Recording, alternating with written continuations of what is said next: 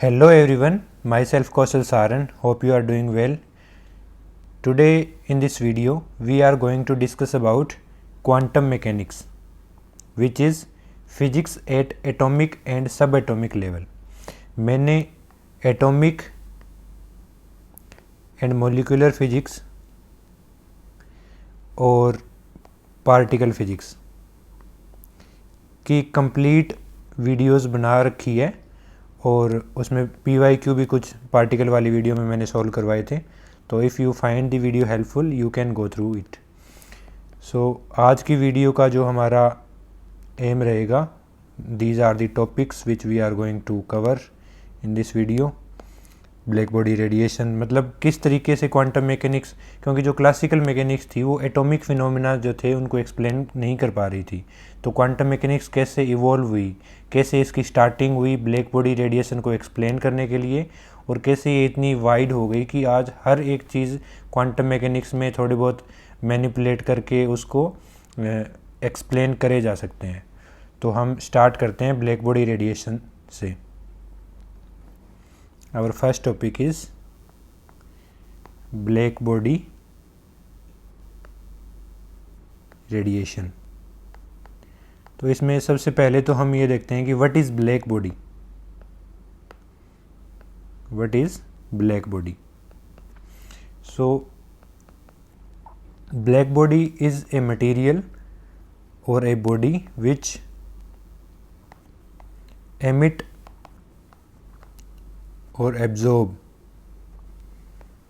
all wavelengths radiation. जैसे सन हो गया. तो अगर हम प्रैक्टिकली देखें कि हमें कोई ब्लैक बॉडी बनानी है तो हम एक ऐसे कैविटी बना सकते हैं like this is a very small pinhole kind of aperture, और ये कोई किसी भी मटेरियल की बनाई हुई है और ये हमारे पास में कैविटी है. तो इसमें हम कोई भी रेडिएशन, किसी भी वेवलेंथ की रेडिएशन हम इस बॉडी पे इंसिडेंट करेंगे तो वो एक बार इसके अंदर एंटर करने के बाद ये बार बार स्कैटर होती रहेगी, क्योंकि ये जो एग्ज़िट होल है वो बहुत छोटा है. तो ये इसको एग्ज़िट नहीं कर पाएगी और इसी के अंदर ट्रैप होके रह जाएगी. और हम क्या बोलेंगे कि इसने हर एक फ्रीक्वेंसी की वेवलेंथ जो है वो एब्जॉर्ब कर ली. तो यानी कि ये कैविटी क्या है, एक ब्लैक बॉडी है. तो ब्लैक बॉडी रेडिएशन क्या होती है? Black body radiation is radiation emitted by black body. तो अब आता है ब्लैक बॉडी रेडिएशन का curve. Black body radiation curve जो कि spectral energy density you new versus frequency और यू लेमडा वर्सेस लेमडा से के बीच प्लॉट किया जाता है, जो कुछ इस तरीके से दिखता है. तो स्टार्टिंग में जो क्लासिकल थ्योरीज थी वो इस कर्व को एक्सप्लेन नहीं कर पा रही थी. क्लासिकल थ्योरी में उस टाइम में जो एग्जिस्टिंग थ्योरी थी वो थी रेले जीन्स लॉ.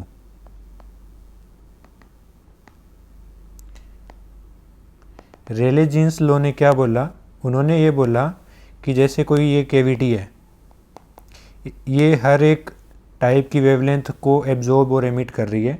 तो उन्होंने ये रिलेट किया कि जो मतलब कोई भी वेवलेंथ इसके अंदर रेडिएशन आई वो ट्रैप हो गई. तो उन्होंने इस चीज़ को रिलेट किया स्टैंडिंग वेव से,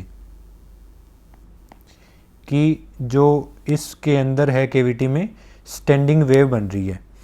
तो उन्होंने डेंसिटी ऑफ स्टैंडिंग वेव निकाला,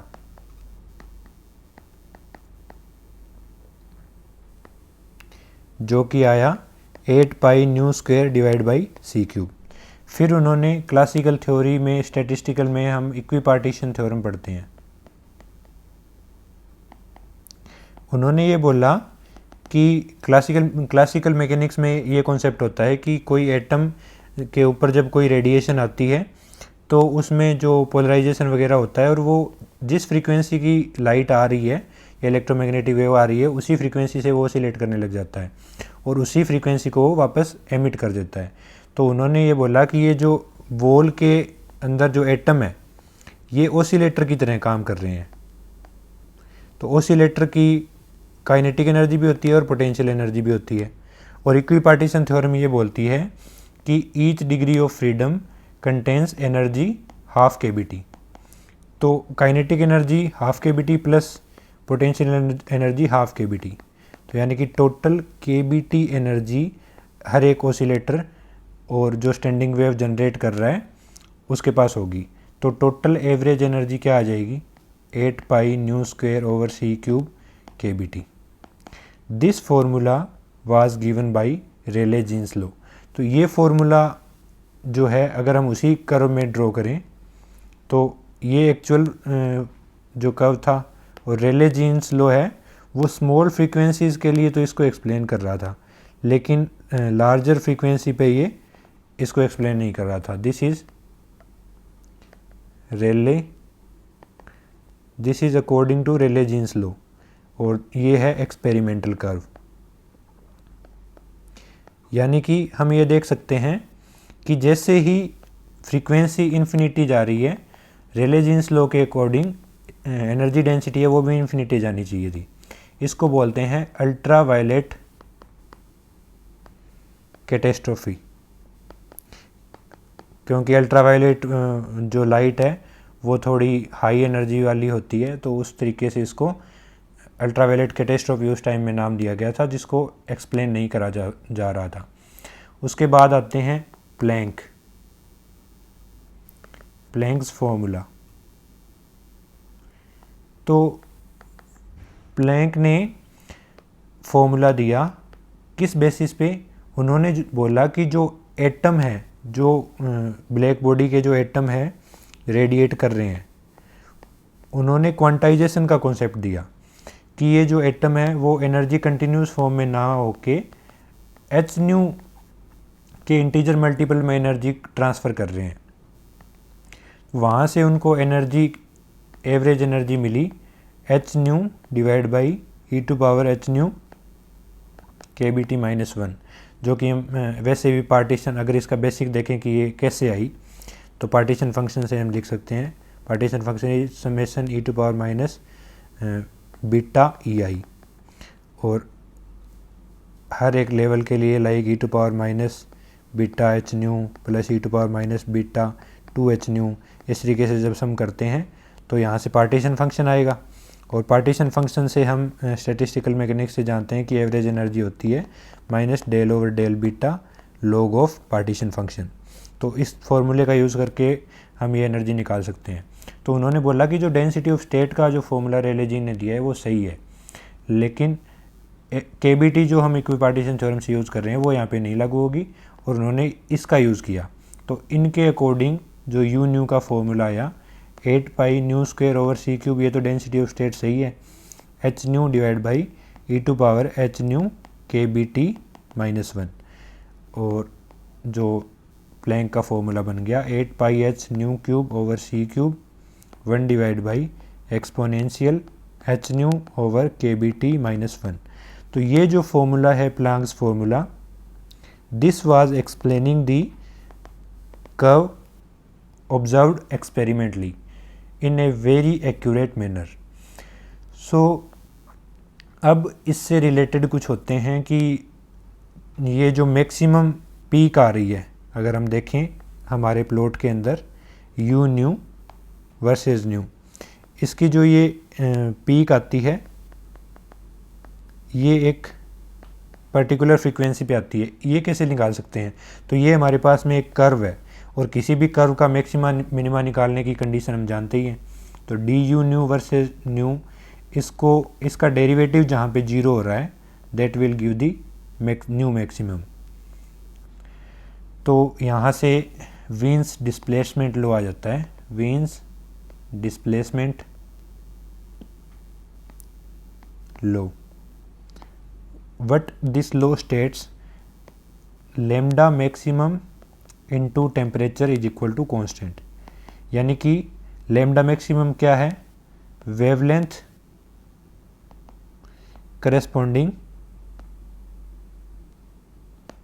टू मैक्सिमम एनर्जी डेंसिटी, और टेम्परेचर का जो मल्टीपल है वो कांस्टेंट होता है। इसको कैसे समझ सकते हैं, इसको समझ सकते हैं हम अलग अलग टेम्परेचर पे यू न्यू वर्सेस न्यू का ग्राफ बना के।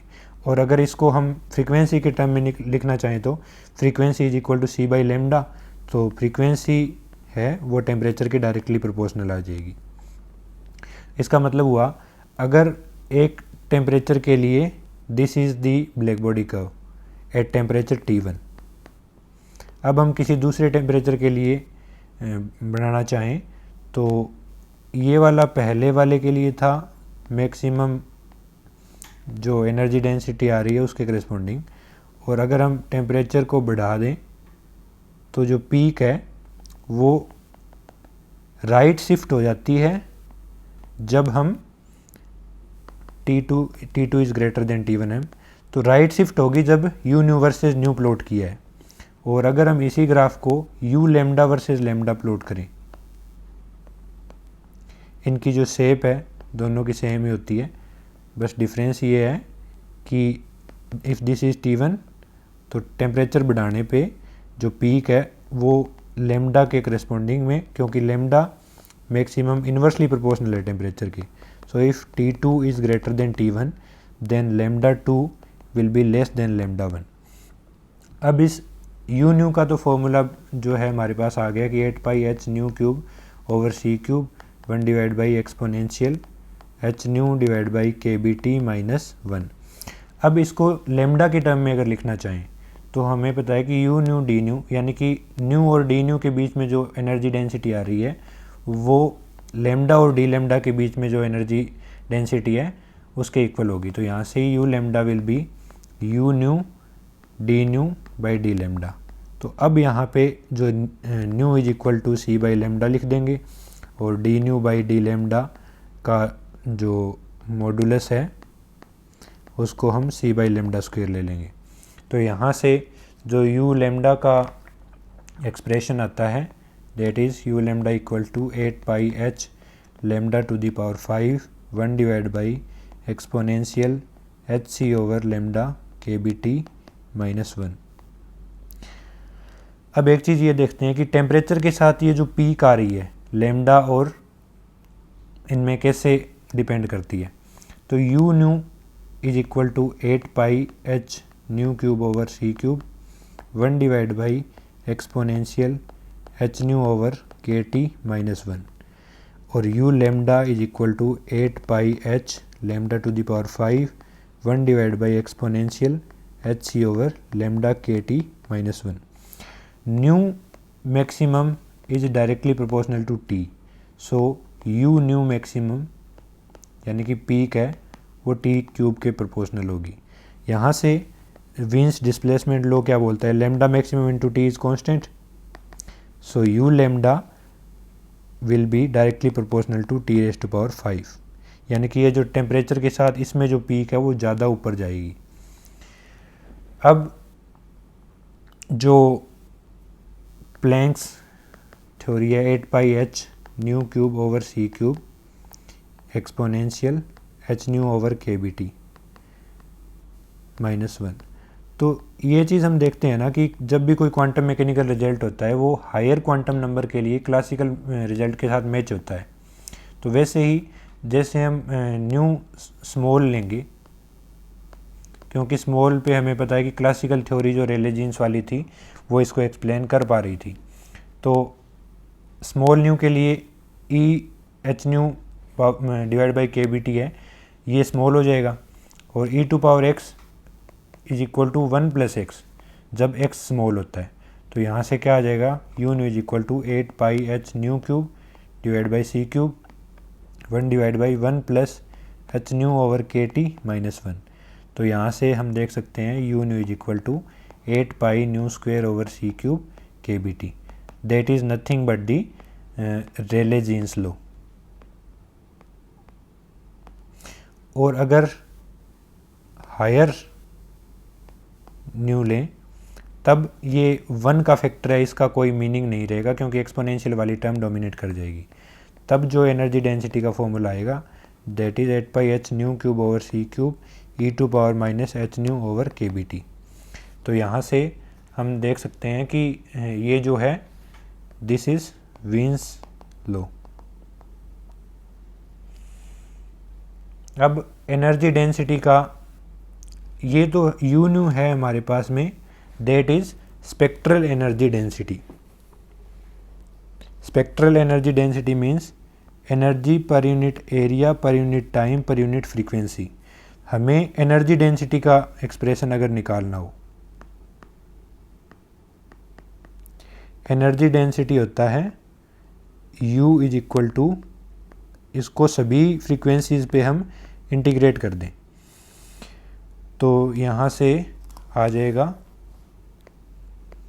0 to ∞ 8πh nu cube over C cube 1 divide by exponential h nu over kBt minus 1। अगर हम h nu divide by kBt इसको x ले लें तो यहाँ से nu is equal to kBt x divide by h और D nu is equal to kBt divide by h dx। इन सभी वैल्यूज़ को अगर हम रखें तो आएगा 8πh ओवर सी क्यूब और न्यू का क्यूब है तो यहाँ से kBt ओवर h का क्यूब और डी न्यू से kBt बाई h, ये तो इंटीग्रेशन से बाहर आ जाएंगे। 0 to ∞ x cube divide by e⁻x minus 1 dx। अब ये जो टर्म है ये इंटीग्रेशन एक कांस्टेंट की वैल्यू देगा, बाकी टर्म्स भी कांस्टेंट है। तो यहाँ से हम अगर डिपेंडेंस देखें तो ये t⁴ की डिपेंडेंस आ रही है। तो जो एनर्जी डेंसिटी है,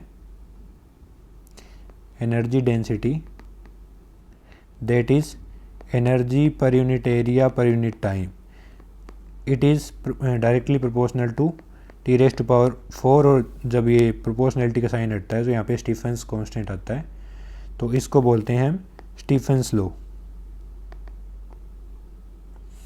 तो यहाँ से हम जानते हैं कि energy per unit time is power, so power is equal to sigma into area t⁴। So this was all about black body radiation. अब हम पढ़ेंगे कि रेडिएशन आ गया तो रेडिएशन प्रेशर क्या है। Second topic is radiation pressure. जिस तरीके से एक फोर्स किसी ऑब्जेक्ट पे हम लगाते हैं तो प्रेशर एग्जर्ट करता है वो, उसी तरीके से रेडिएशन भी ऑब्जेक्ट पे प्रेशर एग्जर्ट करती है। तो प्रेशर क्या होता है, perpendicular force per unit area, और जो फोर्स होता है वो न्यूटन सेकेंड्स लॉ से हम देखते हैं मोमेंटम पर यूनिट टाइम है, यानी कि pressure is equal to momentum per unit time per unit area. जो फोटोन होता है उसकी एनर्जी, रिलेटिविस्टिक एनर्जी कैसे लिखते हैं, E is equal to p²c² plus m0² c⁴। m0 zero होता है किसके लिए, फोटोन के लिए, क्योंकि कोई भी रेडिएशन है वो फोटोन से मिलकर बनी होती है। तो E एनर्जी आता है pc, तो यहाँ से p की वैल्यू रखेंगे मोमेंटम की, तो E by C a into T into C. Energy per unit time is power, power per unit area per unit C. तो यहाँ से पावर पर यूनिट एरिया होता है इंटेंसिटी I बाई सी, तो pressure P is equal to I by C. ये किस case में है, फॉर 100% एब्जॉर्प्शन।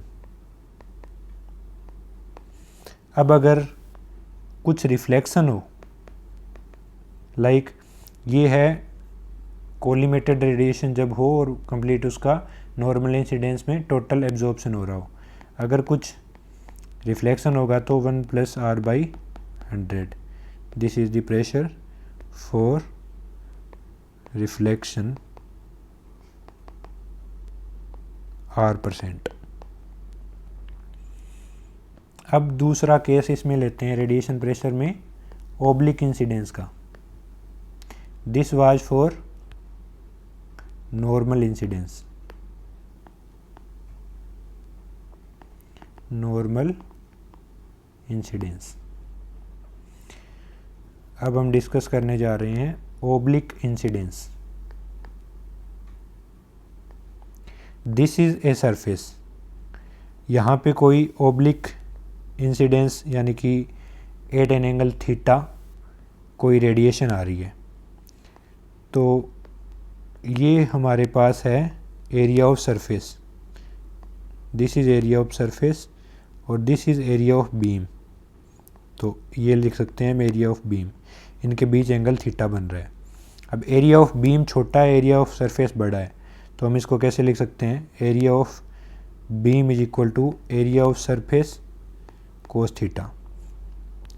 यहाँ से प्रेशर क्या आ जाएगा, perpendicular force per unit area of surface. यहाँ जो एरिया होता है वो सरफेस का एरिया होता है। परपेंडिकुलर फोर्स कैसे है, अगर ये कोई मोमेंटम है तो इसका परपेंडिकुलर मतलब ये थीटा एंगल पे आ रहा है, तो इसका परपेंडिकुलर कौन सा हो जाएगा, cos theta component. So P by T cos theta और एरिया ऑफ सरफेस। यहाँ से pressure is equal to momentum area of surface time cos theta.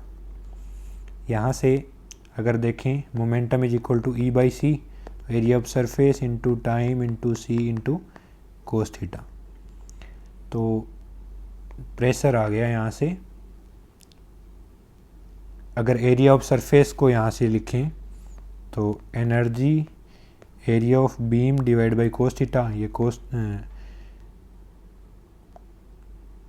जो कोस थीटा का कंपोनेंट है, सॉरी ये गलती से यहाँ पे कोस थीटा लिख दिया, कोस थीटा मल्टीप्लाई में आ रहा था ना cos theta, so P cos theta E cos theta. Area of surface को क्या लिख सकते हैं, area of beam cos theta into T into C. तो यहाँ से energy per unit area of beam per unit time into cos square theta divide by C. तो energy per unit area per unit time, this will intensity I by C cos square theta. So this is nothing but pressure exerted by the radiation due to oblique incidence। तीसरा case आता है diffused radiation।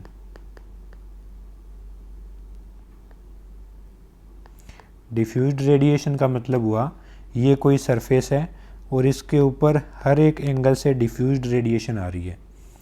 तो अगर हम normal के साथ angle देखें तो कोई भी रेडिएशन है, ये एंगल थीटा है, तो थीटा क्या हो सकता है, 0 टू पाई बाई 2। हमने अभी देखा था कि ओब्लिक इंसिडेंस के केस में प्रेशर आता है I by C cos square theta. तो यहाँ से अगर एवरेज प्रेशर निकालें, P average is equal to I by C cos square theta का एवरेज लेना पड़ेगा। अब किसी भी फंक्शन का एवरेज कैसे लेते हैं, एवरेज लेना हो तो f dx x initial to x final divide by dx x initial to x final. अब कोस स्क्वायर थीटा है, इसका हम इस सरफेस पे जो है सॉलिड एंगल पे हम एवरेज लेंगे। तो average of cos square theta is equal to 0 to pi by 2 cos square theta और solid angle divide by 0 to pi by 2 और सॉलिड एंगल। सॉलिड एंगल होता है area divide by R square और area होता है R square sine theta D phi in spherical polar coordinate. तो यहाँ से साइन थीटा डी फाई आ जाएगा। तो 0 to pi by 2 cos square theta into D omega आ गया साइन थीटा डी फाई, और यहाँ से 0 to pi by 2 sine theta D phi. जो फाई की वैल्यू है 0 टू 2 पाई वेरी करती है, 0 टू 2 पाई। तो यहाँ से इस इंटीग्रेशन को सोल्व करेंगे तो ये आ जाएगा 1/3। तो average pressure of a diffused radiation is I/3C।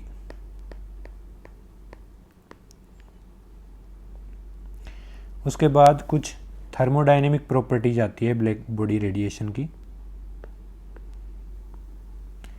Thermodynamic properties of black body radiation.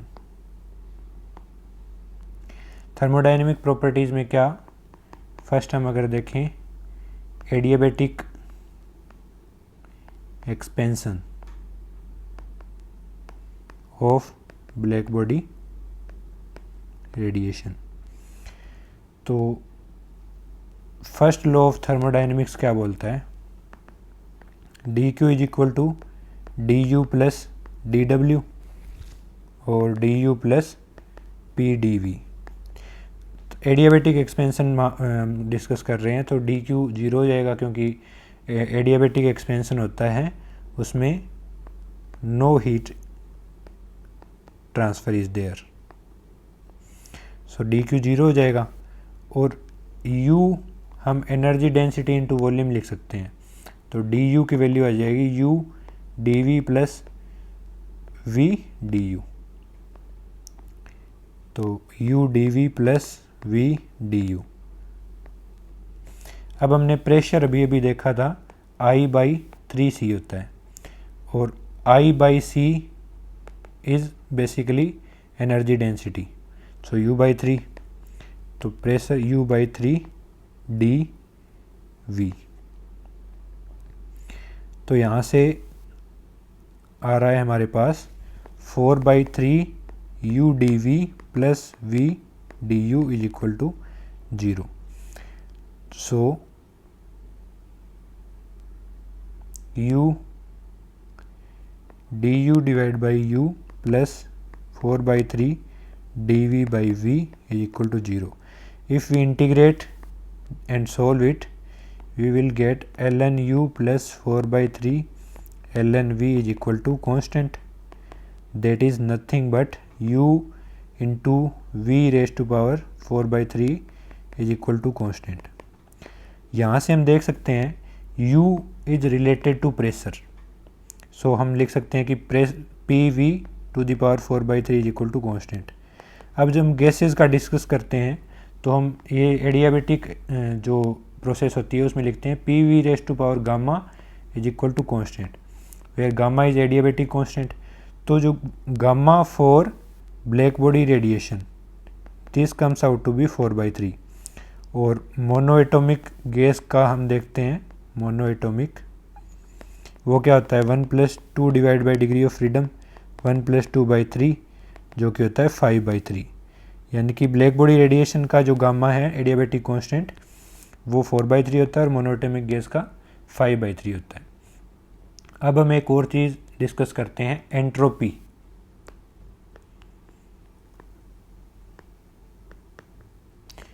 Entropy of black body radiation. Entropy को कैसे डिफाइन करते हैं, change in entropy is dq divide by T. तो फर्स्ट लॉ ऑफ थर्मोडायनेमिक्स का use करें, dq is equal to du plus pdv। So dq is equal to tds is equal to du को हम क्या लिख सकते हैं, u हमारे पास होता है sigma a raise to power at raise to power 4, और हम यहाँ से कैपिटल U को energy density into volume, so du is equal to जैसा कि हमने पिछली स्लाइड में निकाला था VDU, और प्रेशर को हम U/3 लिख सकते हैं। तो यहाँ से आ जाता है 4/3 U dV प्लस VDU। अब U की ये वैल्यू रख देंगे at रेज टू पावर 4, तो TDS is equal to 4/3 AT raise to power 4dv plus v, और du की वैल्यू अगर निकालें तो 4at³ dt। टेम्परेचर से दोनों साइड डिवाइड कर देते हैं, 4/3at³ dv plus 4at² v dt। तो यहाँ से हम देख सकते हैं कि d ये 4/3at³ v इसका परफेक्ट डिफरेंशियल है। तो दोनों साइड कंपेयर करने से हमारे पास आ गया entropy of black body radiation is 4/3at³ v। These results are very important results. These are asked directly in exam. So अब हमारे पास नेक्स्ट कॉन्सेप्ट आता है। बेसिकली अगर हम क्वांटम मैकेनिक्स का देखें, क्वांटम मैकेनिक्स इसको हम दो फेजेस में डिवाइड कर सकते हैं। एक तो एडहॉक और मतलब ओल्ड क्वांटाइजेशन, अगर हम देखें ओल्ड क्वांटम मैकेनिक्स और जो न्यू क्वांटम मैकेनिक्स है। पहले स्टार्ट कैसी हुई थी ये एडहॉक क्वांटाइजेशन के बेसिस पे। लाइक प्लांक ने बोला कि जो एनर्जी है वो डिस्क्रीटली ट्रांसफ़र हो रही है। बोर ने बोला कि जो एंगुलर मोमेंटम है वो NH बार के मतलब ये भी डिस्क्रीट है। तो ये क्वांटाइजेशन से स्टार्ट हुई थी, और अभी हम जो मोस्टली जो डिस्कस करते हैं वो आइगन वैल्यू इक्वेशन से करते हैं, like H psi = E psi, इस तरीके से। तो जो न्यू क्वांटम मैकेनिक्स है जिससे मतलब ज़्यादा प्रॉब्लम्स पूछी जाती है वो आइगन वैल्यू इक्वेशन वाली है, eigen value equation which we will discuss later. So अब हमारे पास दूसरा मेजर टॉपिक आता है आज का, photo electric effect. Photo electric effect, photo electric effect क्या है कि जब हम किसी मेटल के ऊपर लाइट इंसिडेंट करते हैं, लाइट इंसिडेंट कौन सी, या तो विजिबल या फिर अल्ट्रावायलेट, ये वाली लाइट इंसिडेंट करते हैं तो इससे इलेक्ट्रॉन एमिट होते हैं। इस कॉन्सेप्ट को फोटो इलेक्ट्रिक इफेक्ट बोलते हैं, और ये जो इलेक्ट्रॉन एमिट होते हैं इनको बोलते हैं फोटो इलेक्ट्रॉन। तो फोटो इलेक्ट्रिक इफेक्ट वैसे तो एक्सीडेंटली ऑब्जर्व करा गया था। This is basically a non relativistic effect है। नॉन रिलेटिविस्टिक और रिलेटिविस्टिक में क्या अंतर होता है कि नॉन रिलेटिविस्टिक में हम एनर्जी का ये p² हम ये डायरेक्टली यूज़ कर सकते हैं। तो फोटो इलेक्ट्रिक इफेक्ट क्या बताता है, फोटोन और पार्टिकल नेचर ऑफ लाइट।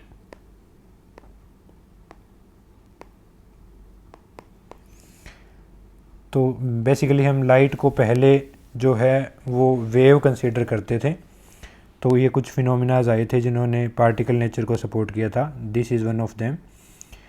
इसको आइंस्टाइन ने एक्सप्लेन करा था। आइंस्टाइन ने क्या किया, प्लांक ने बोला था कि ये जो एनर्जी है ये कंटिन्यूस है, मतलब रेडिएशन कंटिन्यूस है, रेडिएशन और बेसिकली इलेक्ट्रोमैग्नेटिक वेव और लाइट बोल दें, this is continuous, but energy is transferred in packets of, मतलब डिस्क्रीट एनर्जी ट्रांसफॉर्मेशन होती है। This was Planck's picture. अब आइंस्टाइन ने क्या बोला, आइंस्टाइन ने बोला कि ये जो एनर्जी है this itself is discrete and it carries photons, मतलब पैकेट ऑफ एनर्जी,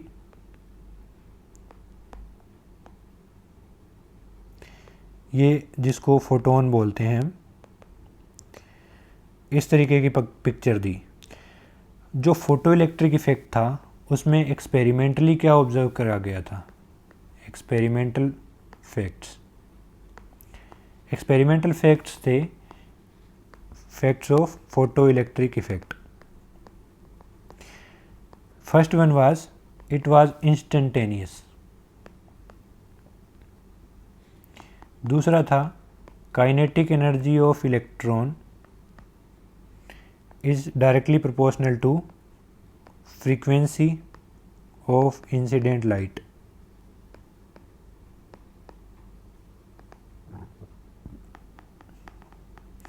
अब तीसरा था जो फोटो करंट एमिट हो रहा था, that was directly proportional to intensity. अब ये जो फैक्ट थे इनको क्लासिकल मैकेनिक्स एक्सप्लेन नहीं कर पा रही थी। क्लासिकल मैकेनिक्स में हम इलेक्ट्रोमैग्नेटिक वेव को वेव कंसीडर कर रहे थे। तो जो पहला फैक्ट आता है कि ये इंस्टेंटेनियस है, इसको इलेक्ट्रोमैग्नेटिक वेव नेचर से इसलिए नहीं कर सकते क्योंकि अगर वेव है तो एनर्जी स्प्रेड होगी। एनर्जी स्प्रेड है यानी कि इंस्टेंटेनियस नहीं होगा। कोई इलेक्ट्रॉन को एनर्जी पूरा वेव फ्रंट में फैली हुई एनर्जी इलेक्ट्रॉन को सप्लाई करने में कुछ ना कुछ टाइम लगेगा। तो इंस्टेंटेनियस वाला फैक्ट क्लासिकल मैकेनिक्स नहीं एक्सप्लेन कर पा रही। दूसरा जो इसमें इंटेंसिटी होती है I1/2 epsilon not E not square C, तो यहाँ पे फ्रीक्वेंसी का कुछ भी डिपेंडेंस नहीं आ रहा, तो फ्रीक्वेंसी से रिलेट नहीं कर पा रही, फोटो करंट को एक्सप्लेन नहीं कर पा रही। लेकिन जो आइंस्टाइन ने फोटोन पिक्चर दिया लाइट का, इससे ये चीज़ें बड़ी आसानी से प्रूव हो रही थी। इंस्टेंटेनियस वाला कैसे कि ये कोई इलेक्ट्रॉन है, पैकेट्स में एनर्जी आ रही है, इसने कोई एक पैकेट कम्प्लीटली एब्जॉर्ब करा और ये एमिट हो गया, तो ये इंस्टेंटेनियस वाला एक्सप्लेन हो गया। काइनेटिक एनर्जी का आइंस्टाइन ने फॉर्मूला दिया, काइनेटिक एनर्जी बेसिकली यहाँ पे हम मैक्सिमम काइनेटिक एनर्जी की बात करते हैं। Maximum kinetic energy of electron is h nu minus W naught. W naught is work function. Work function is minimum energy required to, मतलब कोई इलेक्ट्रॉन है उसको सरफेस से रिलीज करवाना है तो उसमें मिनिमम कितनी एनर्जी चाहिए, और h nu है इंसिडेंट फोटोन की एनर्जी। तो यहाँ से फ्रीक्वेंसी के ऊपर डिपेंडेंस भी समझ आ रहा है कि जो काइनेटिक एनर्जी है वो अगर हम प्लॉट करें y is equal to mx+c से, अगर इसमें हम काइनेटिक एनर्जी प्लॉट करें और इससे फ्रीक्वेंसी प्लॉट करें तो यहाँ से इस तरीके का ग्राफ आ रहा है, और मतलब काइनेटिक एनर्जी फ्रीक्वेंसी पे डिपेंड कर रही है। और इंटेंसिटी क्या होती है, energy per unit area per unit time. तो एनर्जी क्या होती है NH nu divide by T AT। Intensity बढ़ेगी इसका मतलब नंबर ऑफ़ फोटोन बढ़ेंगे, नंबर ऑफ़ फोटोन बढ़ेंगे तो जो एमिट होने वाले इलेक्ट्रॉन बढ़ेंगे तो फोटो करंट बढ़ेगी। मतलब ये चीज़ भी ऑब्वियस थी, मतलब बहुत ईजीली ये चीज़ें एक्सप्लेन हो रही थी।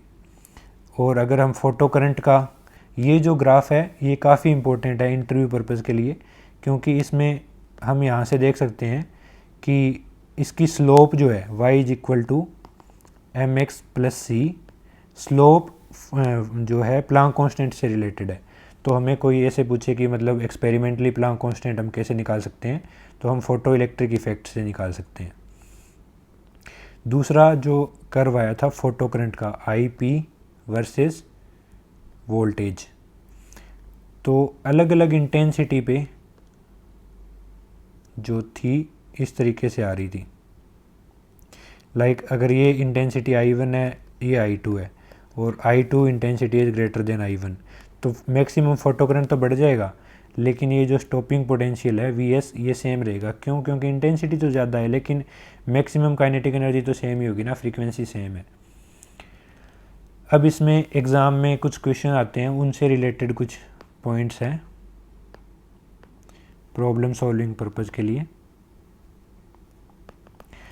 कि एग्ज़ाम में ऐसे दे सकते हैं लाइक हमें कोई इलेक्ट्रिक फील्ड दे दिया E0 sin ω-t minus kz, इस तरीके का फील्ड दिया हुआ है और हमें पूछा हुआ है कि काइनेटिक एनर्जी क्या होगी, वर्क फंक्शन अगर दिया है तो हम फ्रीक्वेंसी निकालेंगे पहले, क्योंकि काइनेटिक एनर्जी वाला फॉर्मूला जो है kinetic energy is equal to h nu minus work function.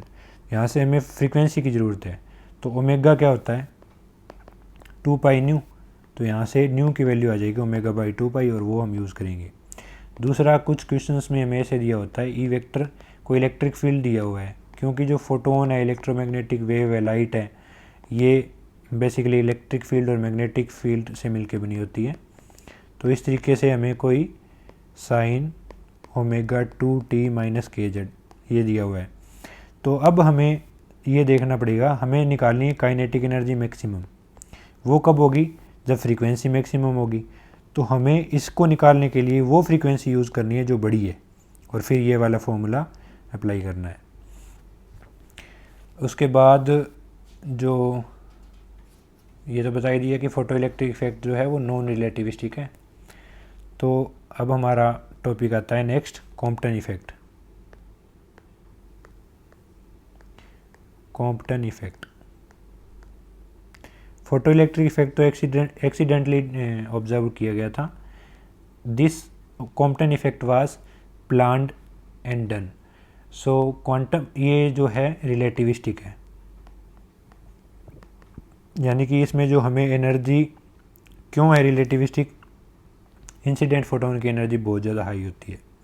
तो एनर्जी का फॉर्मूला हमें रिलेटिविस्टिक यूज़ करना पड़ेगा, p² c² plus m02 c⁴। तो यहाँ से इसका कॉन्सेप्ट क्या था? इसमें ये था कि जब फ्री इलेक्ट्रॉन पे कोई बहुत ही ज़्यादा हाई एनर्जी का, बेसिकली हम एक्सरे फोटोन लेते हैं, जब फ्री इलेक्ट्रॉन पे इंसिडेंट होता है तो फोटोन स्कैटर कर जाता है, इसकी वेवलेंथ में कुछ चेंज आता है, और जो इलेक्ट्रॉन है वो भी मतलब पहले ये रेस्ट में था, तो अब इसके पास कुछ ना कुछ मोमेंटम आ जाएगा। फोटोन थीटा एंगल पे चला गया, इलेक्ट्रॉन फाई एंगल पे रिकॉइल हो गया। This is electron. तो यहाँ से this was its energy is equal to pc।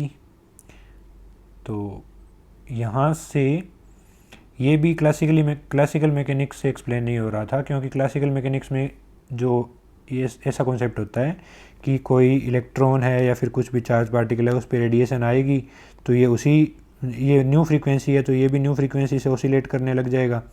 Oscillating charge है, फ्रीक्वेंसी रेडिएशन एमिट करता है, तो ये भी न्यू फ्रीक्वेंसी का ही फोटोन जो है एमिट करना चाहिए। यानी कि फोटोन की फ्रीक्वेंसी चेंज होने का कोई कॉन्सेप्ट नहीं होता। तो कॉम्पटन इफेक्ट भी बेसिकली क्या बताता है? Particle nature of electromagnetic wave और लाइट। पार्टिकल नेचर क्यों? क्योंकि इसमें रिकॉइल हो रही है, वो पार्टिकल की तरह रिकॉइल हो रहे हैं। इसमें अगर हम एनर्जी कंजर्वेशन लगाएं, एनर्जी कंजर्वेशन, तो पहले क्या थी? फोटोन के पास एनर्जी है, इलेक्ट्रॉन की रेस्ट मास एनर्जी है, और h⁻ plus √p² c² plus m02 c⁴। तो यहाँ से एक इक्वेशन तो हमारे पास ये आ गई। दूसरा, मोमेंटम भी कंजर्व रहता है, तो मोमेंटम कंजर्वेशन अगर लगाएं, मोमेंटम कंजर्वेशन, तो x डायरेक्शन में अगर देखें, h⁻/c is equal to h⁻⁻c cos theta plus p cos phi. y direction में अगर देखें तो y डायरेक्शन में इनिशियली कोई मोमेंटम नहीं है, h⁻/c sine theta h⁻ minus p sine phi. तो इन जो तीनों इक्वेशन को जब हम सोल्व करते हैं, तब हमारे पास lambda prime minus lambda comes out to be h⁻c 1 minus cos theta delta lambda, यानी कि चेंज इन वेवलेंथ जो इंसिडेंट फोटोन की वेवलेंथ में चेंज आ रहा है। इसका जो एक्सपेरिमेंटल प्लॉट होता है वो होता है इस तरीके से, this is intensity of scattered light versus wavelength. तो इसमें इस तरीके का कुछ प्लॉट आता है, this is lambda same wavelength and this is increased wavelength due to energy loss. तो इसमें क्या हो सकता है?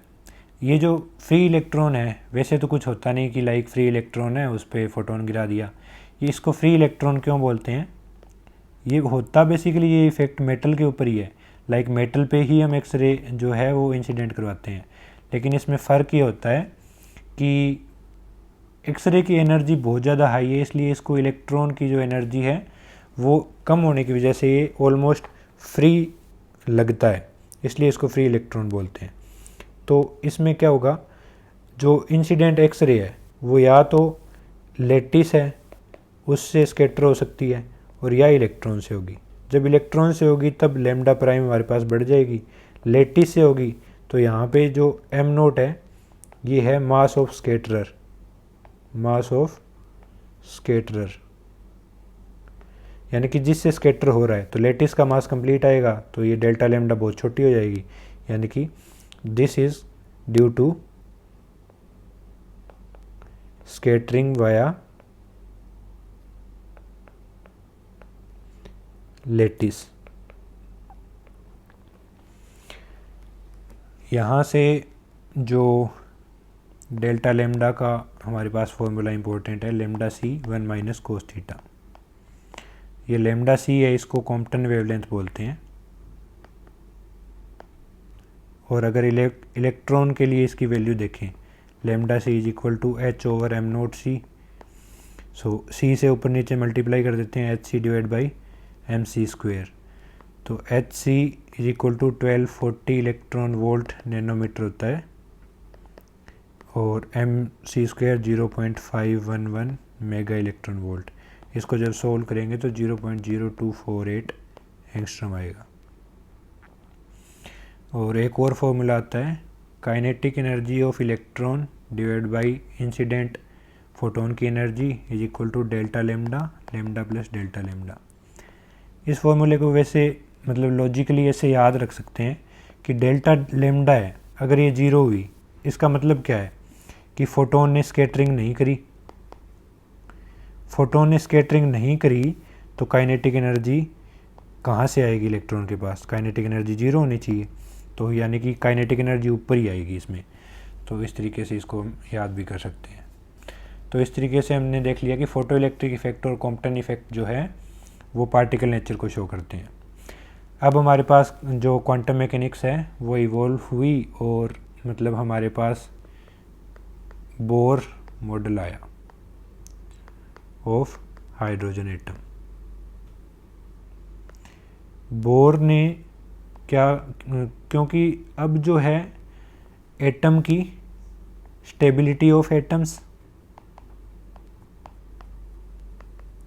मतलब टास्क क्या थे साइंटिस्ट के पास, वो थी एक्सप्लेन करना स्टेबिलिटी ऑफ एटम, और दूसरा था एटॉमिक जो स्पेक्ट्रा आ रहा है और रेडिएशन एमिटेड। मतलब हमारे पास ये मॉडल हमें पता चल गया कि ये न्यूक्लियस है, सारा मास इसी के ऊपर कंसंट्रेटेड है और इलेक्ट्रॉन इसके चारों ओर चक्कर लगा रहा है। तो क्लासिकल मैकेनिक्स में ऐसे होता है कि एक्सेलरेटेड चार्ज रेडिएशन एमिट करता है, तो इसको स्पाइरल होते होते इसको न्यूक्लियस में गिर जाना चाहिए था, यानी कि इस हिसाब से तो कोई भी एटम है वो स्टेबल ही नहीं होना चाहिए था। तो एक तो स्टेबिलिटी एक्सप्लेन करनी थी, दूसरा जो रेडिएशन कैसे एमिट हो रही है किसी भी एटम से, तो वो चीज़ एक्सप्लेन करनी थी। तो बोर ने क्या पोस्टुलेट्स लिए, पोस्टुलेट्स ऑफ, इन्होंने पहला तो लिया स्टेशनरी ऑर्बिट्स का। स्टेशनरी ऑर्बिट्स का कैसे, इन्होंने बोला कि जब इलेक्ट्रॉन न्यूक्लियस के चारों ओर चक्कर लगाता है तो इसके कुछ फिक्स्ड ऑर्बिट्स होते हैं, और इन ऑर्बिट में मूव करते टाइम ये रेडिएट नहीं करता। दूसरा इन्होंने लिया, जब ये यहाँ पे मूव करता है तो इसका angular momentum L is equal to mvr that is quantized. तीसरा इन्होंने लिया कि जो रेडिएशन है वो ऐसे तो एमिट नहीं होती, लेकिन जब एक ऑर्बिट से दूसरे ऑर्बिट में जंप करता है तब रेडिएशन एमिट होती है। लाइक इस ऑर्बिट की एनर्जी E1 है, इसमें इलेक्ट्रॉन की एनर्जी E2 है, तो जो फ्रीक्वेंसी होती है वो होती है E2 minus E1 divide by h। तो जो बोर का जो मॉडल है उसमें ये सेकंड और थर्ड वाली एजम्पशन एकदम सही है। जब हम क्वांटम मैकेनिक्स डेवलप हुई बाद में जब चेक किया गया तो ये चीज़ सही है, लेकिन ये हमें आगे देखेंगे कि L का जो मैग्नीट्यूड होता है, हालांकि L होता क्वांटाइज्ड है लेकिन L का magnitude L into L plus 1h बार होता है, ना कि NH बार।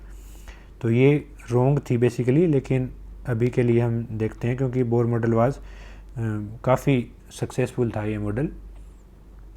तो इसमें वही है, इलेक्ट्रॉन, ये न्यूक्लियस है, इसके चारों ओर इलेक्ट्रॉन nth ऑर्बिट में जैसे ऑर्बिट कर रहा है, ऑर्बिटल मोशन कर रहा है इलेक्ट्रॉन।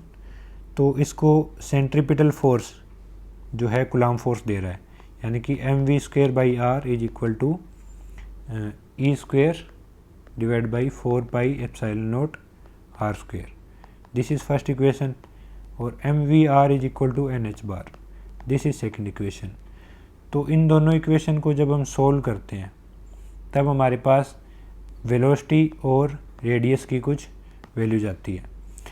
फिर जब हम टोटल एनर्जी निकालते हैं इन वेलोसिटी और रेडियस को रख के 1/2 mv² और minus E² divide by 4πε0 r, जब r n और v की वैल्यू रखते हैं तो जब एनर्जी का फॉर्मूला, क्योंकि इनको अलग अलग याद करने की ज़रूरत नहीं है, इनको हम वी रियल थ्योरम का यूज़ करके हम दोबारा से इनको कैलकुलेट करेंगे, तो इतना मतलब लेंथी डेरिवेशन करने की ज़रूरत नहीं है।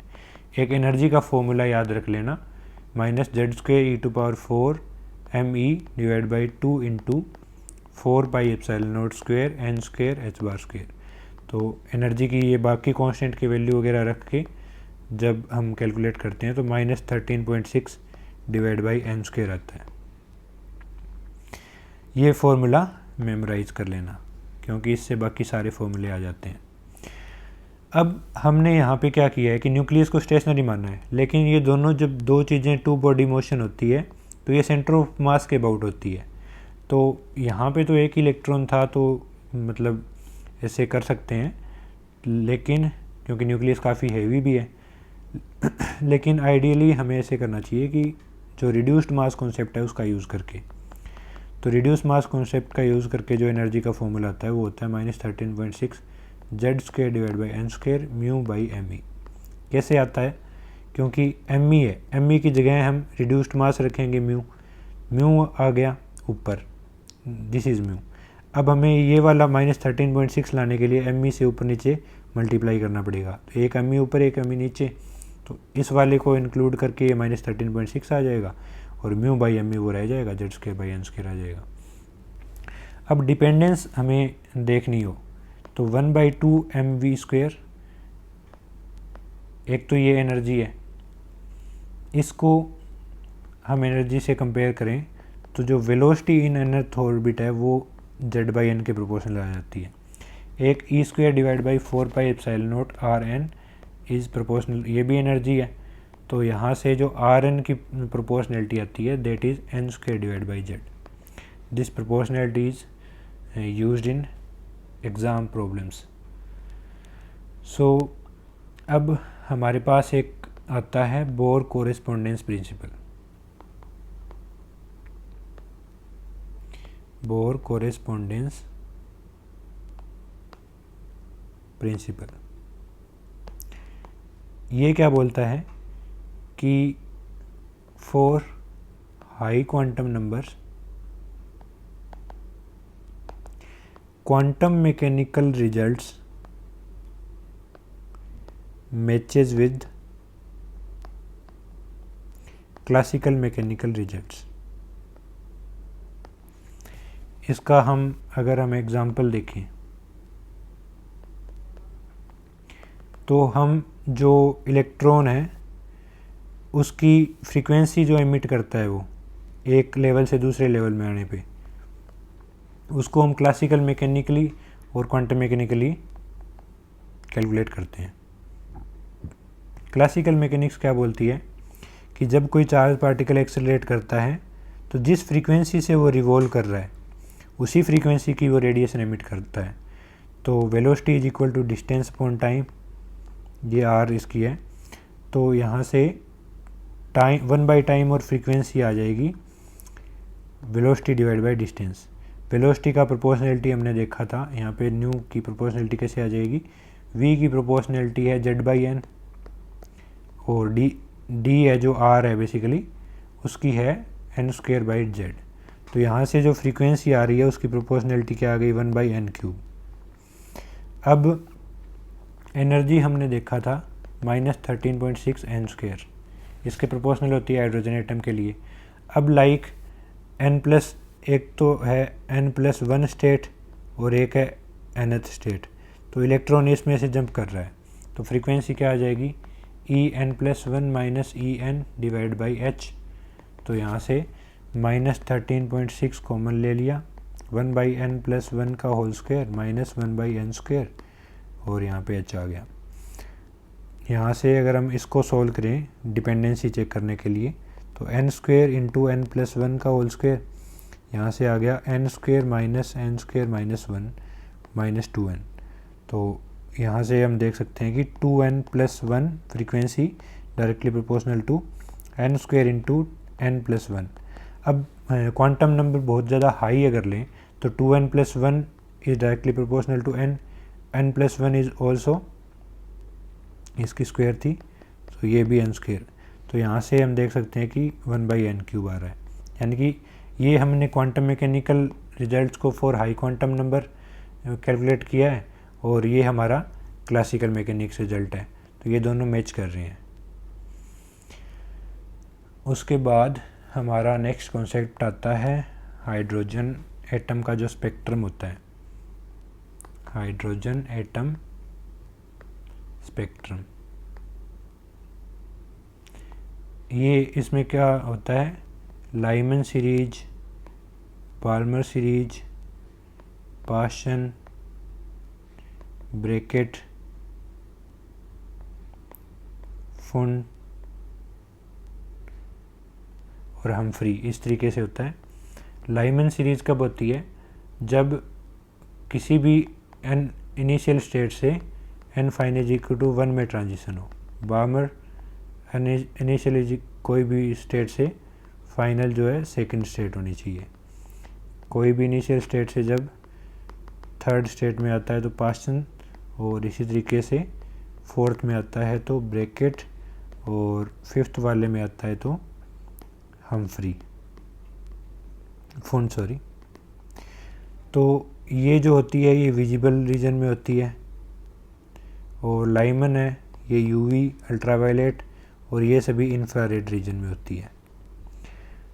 तो इसकी फ्रीक्वेंसी हम कैसे निकालते हैं, हमने एनर्जी का फॉर्मूला देखा था, -13.6 Z² over mu, Z² mu over M E, sorry Z² mu over M E into n²। तो यहाँ से इसको hc ओवर लेमडा लिख सकते हैं, तो 1/λ is equal to -13.6 Z² mu और MEn² इंटू hc। तो अगर हम फ्रीक्वेंसी निकालना चाहते हैं या वेवलेंथ निकालना चाहते हैं किसी भी दो ट्रांजिशन के बीच में, तो nu is equal to E final minus E initial divide by h, और c/λ म्यू को लिख सकते हैं, तो 1/λ is equal to E final minus E initial divide by hc। तो यहाँ से अगर हम वैल्यूज़ रखें एनर्जीज़ की, तो हमारे पास फॉर्मूला आता है R infinity is equal to 1/hc minus 13.6 Z² mu into ME और 1/n initial square minus 1/n final square. तो इन कांस्टेंट की वैल्यू कैलकुलेट वगैरह करने के बाद हमारे पास यहाँ पे एक कांस्टेंट आता है जिसको बोलते हैं रिडबर्ग कांस्टेंट। इसकी वैल्यू होती है 1.09 × 10⁻⁷ मीटर इनवर्स। तो 1/λ is equal to R infinity Z² mu by ME और 1/n final square minus 1/n initial square.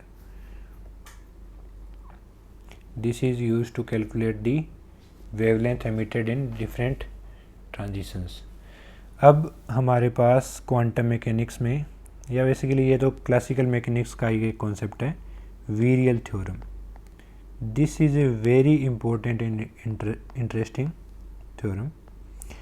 ये काफ़ी यूज़ होती है प्रॉब्लम्स में। इसका स्टेटमेंट क्या है, ये बोलती है कि if potential energy is a homogeneous function of coordinates having degree s, then kinetic energy, average of kinetic energy is equal to s divided by 2 average of potential energy।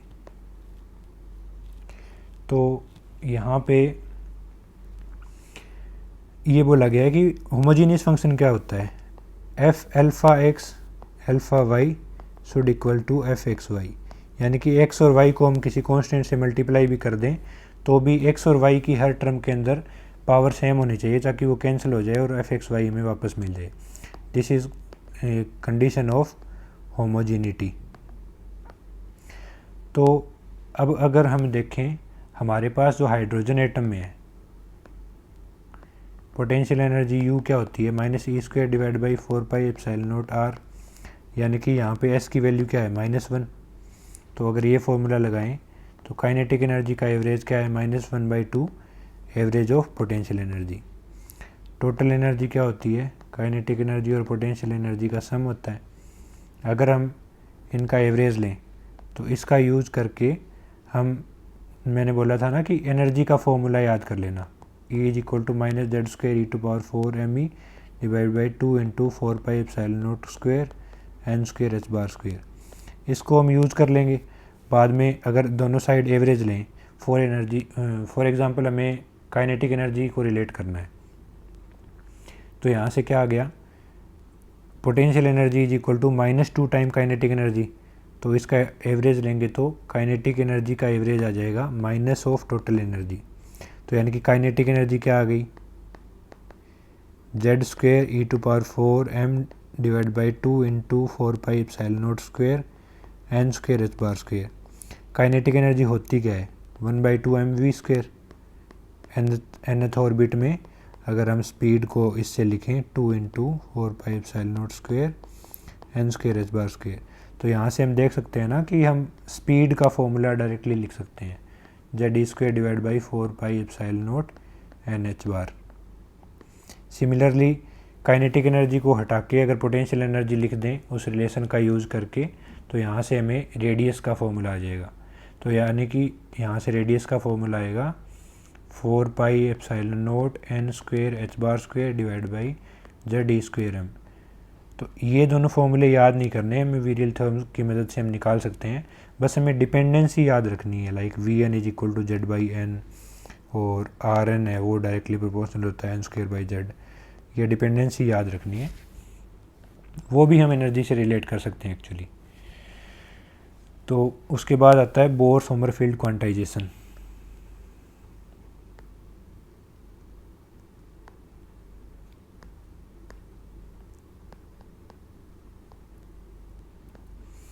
ये क्या बोलता है कि action variable PI/dQi is quantized. This is bore Sommerfeld quantization.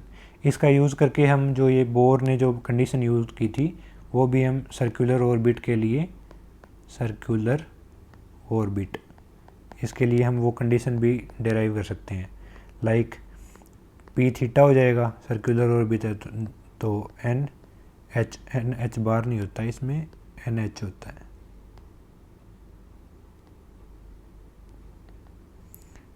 N H, तो यहाँ से N H आ जाएगा।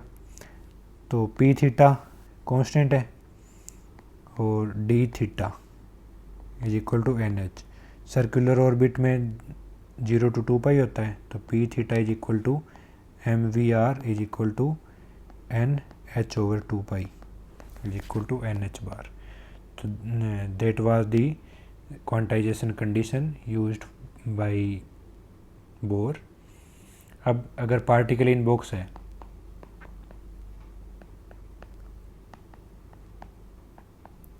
इसके लिए क्या होगा, this is particle in box.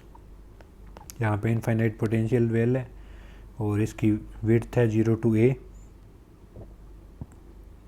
तो इसमें अगर लगाएं px dx is equal to N H. अब जो एनर्जी है होती है हमारे पास, डेट इज़ px²/2m, क्योंकि पोटेंशियल तो ज़ीरो है अंदर, पोटेंशियल एनर्जी ज़ीरो हो जाएगी।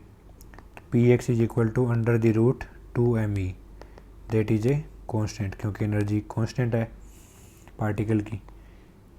तो यहाँ से आ गया √2me और dx nh। अब dx की वैल्यू क्लोज्ड इंटीग्रल में क्या होगी, यानी कि एक पार्टिकल अगर यहाँ से स्टार्ट किया, ये गया और वापस आया, तो यानी कि 2a हो जाएगी। तो यहाँ से आ गया √2me is equal to NH/2a। अगर एनर्जी स्क्वायर रूट हटा के एनर्जी निकालें तो वो आएगी n² h² divide by 2ma²। और यही क्वांटम मैकेनिकली भी आ जाती है जब हम पार्टिकल इन बॉक्स का एनर्जी निकालते हैं। तो ये जो सोमरफील्ड वाला है quantization PI dQi is equal to NH, ये डिपेंडेंस निकालने के लिए काफ़ी काम आता है। लाइक अगर पोटेंशियल जो है वो x के ऊपर पावर s पे डिपेंड कर रहा है, तो एनर्जी का डिपेंडेंस होगा क्वांटम नंबर n पे 2s divide by s+2। This should be memorize to S. इसका काफ़ी यूज होता है एग्ज़ाम क्वेश्चन सॉल्व करने में। अब हम नेक्स्ट टॉपिक हमारा डिस्कस करेंगे एक्सरे। एक्सरे कैसे जनरेट होती है कि जब कोई हाईली एक्सेलरेटेड इलेक्ट्रॉन्स है, हाई एक्सेलरेटेड इलेक्ट्रॉन्स, ये जब किसी मेटल से टकराते हैं तो ये डिसेलरेट होते हैं। तो डिसेलरेटेड या एक्सेलरेटेड चार्ज होता है वो रेडिएशन एमिट करता है, तो एक तो उससे आती है, वो आती है कंटिन्यूअस एक्सरे। और दूसरा, जब ये इस मेटल सरफेस से टकराते हैं तब क्या करते हैं, ये न्यूक्लियस है, ये इनर सेल के लाइक ये जो है इलेक्ट्रॉन आया, इसने इनर सेल का कोई इलेक्ट्रॉन था उसको बाहर निकाल दिया, यहाँ पे एक वैकेंसी आएगी। इस वैकेंसी को जो बाहर नियर बाई सेल वाले इलेक्ट्रॉन है वो फिलअप करेंगे। लाइक यहाँ से ये इलेक्ट्रॉन ट्रांजिशन दिखाएगा, तो यहाँ से इस ट्रांजिशन की वजह से जो एक आएगा वो एक्सरे फोटोन होगा। तो इसकी वजह से क्या आती है, कैरेक्टरिस्टिक एक्सरे आती है। तो यहाँ जो एक्सरे स्पेक्ट्रा आता है वो आता है इंटेंसिटी I वर्सेस वेवलेंथ। तो इस तरीके का उसका प्लॉट होता है।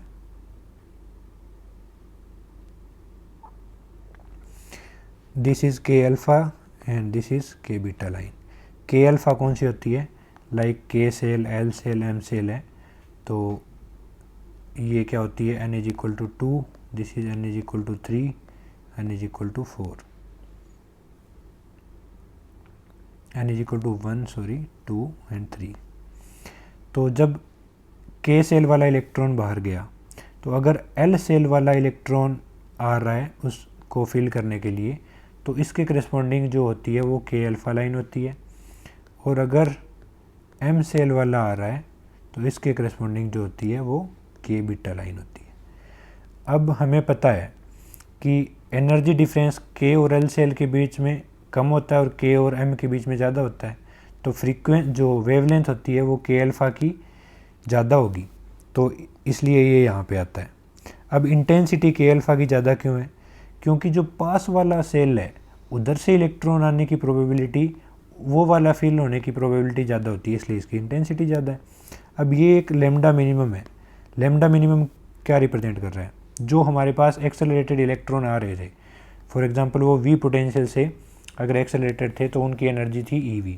अगर वो सारी की सारी एनर्जी डिसेलरेट कर दे, यानी कि hc/λ में दे दे, तो इसके करस्पॉन्डिंग जो वेवलेंथ आती है वो लेमडा मिनिमम होती है, hc/EV। और वही है उस ट्रांजिशन वाले फॉर्मूले को यूज़ करके हम z minus sigma square mu divide by ME into 1/n final square minus 1/n initial square, यहाँ पे ये जो z माइनस सिग्मा है ये इफ़ेक्टिव चार्ज है, क्योंकि जो बड़े एटम्स होते हैं उनमें अंदर वाले इलेक्ट्रॉन कुछ स्क्रीनिंग इफ़ेक्ट प्रोवाइड करवाते हैं। तो उस स्क्रीनिंग इफ़ेक्ट को कंसीडर करने के लिए हमारे पास ये z माइनस सिग्मा हम लेते हैं। तो यहाँ से हम देख सकते हैं 1/λ क्या होती है, mu is directly proportional to z square. This is known as Moseley's law, और इसका यूज़ क्या होता है, हम एक्सपेरिमेंटली एटॉमिक नंबर निकाल सकते हैं। लाइक हमने कोई स्पेक्ट्रा, एक्सरे स्पेक्ट्रा ऑब्जर्व किया, हम फ्रीक्वेंसी एक्सपेरिमेंटली ऑब्जर्व कर सकते हैं, तो उधर से हमें जेड का आइडिया हो जाता है। यानी कि कोई भी हमारे पास सब्सटेंस है उसका एटॉमिक नंबर हमें जानना हो तो हम मोज़लेस लॉ का यूज़ कर सकते हैं। तो उसके बाद जो वेव एंड पार्टिकल नेचर दोनों आई तो उसको रिलेट किया। लाइक हमारे पास लाइट थी, उसको क्लासिकली पहले क्या माना गया था, वेव, और बाद में फोटो इलेक्ट्रिक इफ़ेक्ट आया, कॉम्पटन इफ़ेक्ट आया, इसने इसको क्या बोला, फोटोन नेचर और इसकी पार्टिकल नेचर प्रूव करी। तो इसी सिमिलरिटी को देखते हुए डी ब्रोगली ने बोला कि as light behaves both as well as wave and particle, so any matter particle also associates a matter wave with them। यानी कि जो हर एक पार्टिकल है उसके करस्पॉन्डिंग भी एक वेव होती है। और उसका उन्होंने लॉजिक कैसे दिया कि जैसे इलेक्ट्रॉन है वो ऑर्बिट कर रहा है, दिस इज़ न्यूक्लियस, तो ये इलेक्ट्रॉन ऑर्बिट कर रहा है, तो उन्होंने वेव से इसको कैसे समझाया कि जो वेव है वो इंटीजर मल्टीपल ऑफ लैम्डा होगी। लाइक इस तरीके से हम बोल सकते हैं, क्योंकि अगर इंटीजर मल्टीपल नहीं होगी, ओड अगर लें तो वो कंस्ट्रक्टिव इंटरफेरेंस नहीं दिखाएगी और ये मतलब डिस्ट्रक्टिव इसका इंटरफेरेंस हो जाएगा। और इससे इन्होंने बोला कि MVR क्या है, NH बार, जो कि बोर ने यूज़ किया था। इन दोनों इक्वेशन को यूज़ करते हुए यहाँ से हम क्या रिलेट कर सकते हैं, लैम्डा अगर इन दोनों को डिवाइड कर दें तो MV divide by 2 pi is equal to NH bar divide by N lambda. So H bar को हम NH बाई 2 पाई लिख देंगे, 2 पाई N लैम्डा। तो यहाँ से क्या क्या कैंसिल हो गया, MV को हम P लिख सकते हैं is equal to H over lambda, और lambda is equal to H upon P। तो ये डी ब्रोगली ने दिया था, लैम्डा एक वेव नेचर है और फोटोन एक पार्टिकल नेचर है। तो यहाँ से wave particle duality was introduced. अब क्या था कि वेव जो होती है वो स्प्रेड होती है, लेकिन पार्टिकल तो हमें पता है ना कि एक जगह पे ही होता है। तो इसको रिकॉन्साइल करने के लिए जो वेव पैकेट का कॉन्सेप्ट दिया गया कि ये जो पार्टिकल को रिप्रेजेंट करने वाली जो वेव होती है ना, वो सिंगल वेव नहीं होती, बहुत सारी वेव का सुपरपोजिशन होती है। तो वेव पैकेट आ गया। उसके बाद हमारे पास फेज वेलोसिटी, ये क्या होती है, Vp is equal to omega by K, और H बार से ऊपर नीचे गुणा कर दें तो E बाई पी। और दूसरी होती है group velocity, that is Vp is equal to D omega by D K. ये क्या होती है, फेज वेलोसिटी ये बताती है कि लाइक अगर ये हमारे पास कोई वेव पैकेट है, इसके अंदर बहुत सारी ये जो वेव है ये मिलके इस वेव पैकेट को बना रही है, तो इसमें जो इंडिविजुअल वेव्स हैं अंदर वो फेज वेलोसिटी से ग्रुप मूव करती है, और जो टोटल जो वेव आ रही है वो ग्रुप वेलोसिटी से मूव करती है, और जो ग्रुप वेलोसिटी है यही पार्टिकल की वेलोसिटी को रिप्रेजेंट करती है। और एनर्जी ट्रांसफ़र भी ग्रुप वेलोसिटी से होता है। अब वेव पार्टिकल डुअलिटी आई, तब हमें डिस्टिंग्विशेबल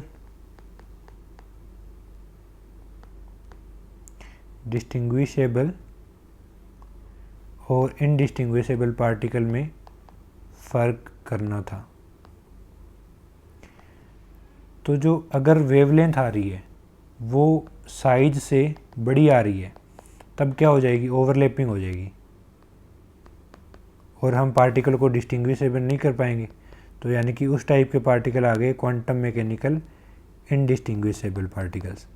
और अगर वेव लेंथ है वो साइज ऑफ पार्टिकल के छोटी आ गई, तो जो अलग अलग पार्टिकल है उसको डिस्टिंग्विशेबल कर सकते हैं, तो वो क्लासिकल मैकेनिकल और हम ये भी बोल सकते हैं कि इनडिस्टिंग्विशेबल पार्टिकल आ जाएंगे। तो क्लासिकल बिहेवियर कब होगा, जब लेमडा जो सेपरेशन है पार्टिकल के बीच में, यानी कि कोई ओवरलैपिंग हो गई, तब क्वांटम मैकेनिकल बिहेवियर आ जाएगा, क्वांटम मैकेनिकल बिहेवियर। और लेमडा अगर छोटा है सेपरेशन से तो क्लासिकल मैकेनिकल बिहेवियर आ जाएगा। उसको यूज़ करते हुए हम वेवलेंथ और डेंसिटी को रिलेट करते हैं। डेंसिटी एंड वेवलेंथ, ये कैसे रिलेटेड है, इसका बार्क में इस बार इससे एक क्वेश्चन आया था। अगर हम ऐसे माने कि आर नोट डिस्टेंस के है सेपरेशन, मतलब इनमें बहुत सारे मॉलिक्यूल्स हैं, उनके बीच में सेपरेशन है आर नोट, तो डेंसिटी हम क्या लिख सकते हैं, number of molecule per unit volume. तो एक मॉलिक्यूल उनके बीच में डिस्टेंस है 4/3 आर नोट क्यूब। तो यहाँ से क्या आ गया, R naught is equal to 3/4 pi N V to the power 1/3। अब क्वांटम मैकेनिकल बिहेवियर होगा तब क्या होगा, लेमडा है वो सेपरेशन से बड़ा होगा, तो यानी कि lambda is equal greater than equal to 3/4 pi N V to the power 1/3, यानी कि lambda cube N V is much greater than 1 for quantum mechanical behaviour. और अगर क्लासिकल मैकेनिक देखें तो lambda cube N V less than 1 आ जाएगा for classical mechanical behaviour. अब uncertainty principal,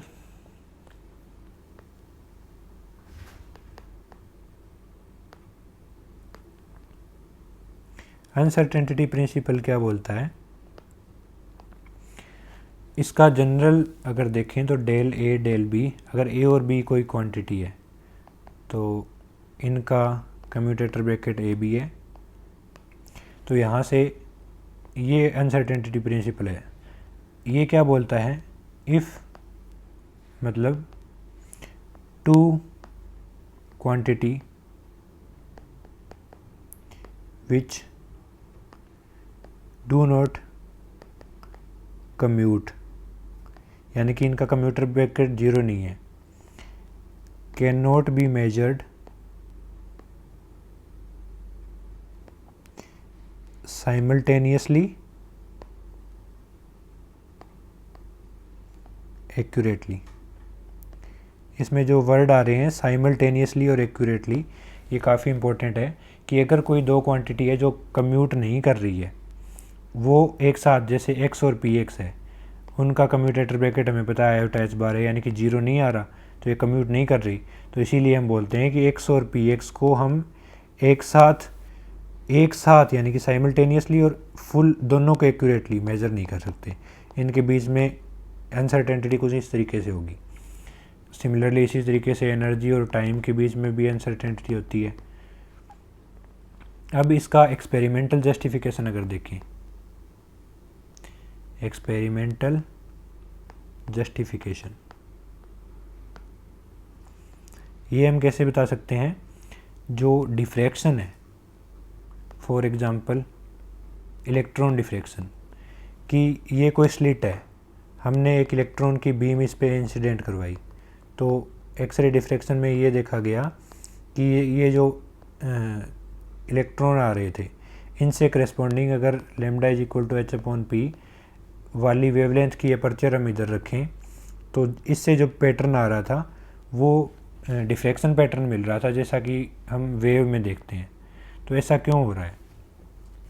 या फिर जो हम उधर देखते हैं कि एक्सरे डिफ्रैक्शन वगैरह में, XRD में, सॉलिड स्टेट फिजिक्स में 2d sin theta is equal to n lambda, यानी कि जब मेटल में या फिर कोई सरफेस पे इलेक्ट्रॉन बीम जब गिराते हैं, XRD वो तो अलग हो गया, चलो, जब यहाँ पे पार्टिकल इंसिडेंट करवाया तो होना क्या चाहिए था कि पार्टिकल है ये डायरेक्टली इधर इसको स्ट्राइक करना था, लेकिन ये पार्टिकल अलग अलग डायरेक्शन में भी स्ट्राइक कर रहे थे, यानी कि ये थीटा एंगल पे भी स्ट्राइक कर रहे थे। क्यों? इसको हम ऐसे समझा सकते हैं कि ये जो अपर्चर है इसकी कुछ विड्थ है d, यानी कि y डायरेक्शन में अनसर्टेनिटी आ गई d। अब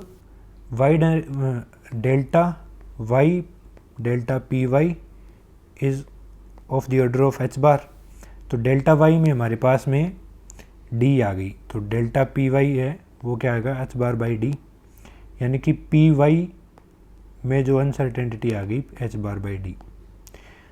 तो यहाँ से हम देख सकते हैं पी वाई क्या होगा, p sine theta is equal to h bar by D, और p क्या होता है h by lambda sine theta is equal to h bar by D. यहाँ से lambda is equal to 2d sine theta, जो कि ब्रेग्स लॉ है। तो यानी कि हम ऐसे बोल सकते हैं कि स्लिट में यहाँ से क्या आई, y डायरेक्शन में अनसर्टेनिटी आई, इसकी वजह से मोमेंटम में अनसर्टेनिटी आई। पहले मोमेंटम y डायरेक्शन में नहीं था, लेकिन अब कुछ ना कुछ मोमेंटम है जिसकी वजह से वो डिफ्लेक्ट हो रहे हैं पार्टिकल। तो इस तरीके से हाइजेनबर्ग अनसर्टेनिटी प्रिंसिपल, इसके काफ़ी यूजेज हैं। जो पार्टिकल फिजिक्स वाली वीडियो है उसमें मैंने बताया था कि कैसे हाइजेनबर्ग अनसर्टेनिटी प्रिंसिपल को युकावा ने यूज़ करके जो पायोन एक्सचेंज होते हैं न्यूक्लियॉन्स के बीच में, exchange particle as an exchange particle, उनको उसका मास युकावा ने प्रिडिक्ट किया था using this Heisenberg uncertainty principle. So this is all for this video. हम नेक्स्ट वीडियो में बाकी के जो क्वांटम मैकेनिक्स के टॉपिक्स है वो डिस्कस करेंगे। Thank you so much for watching.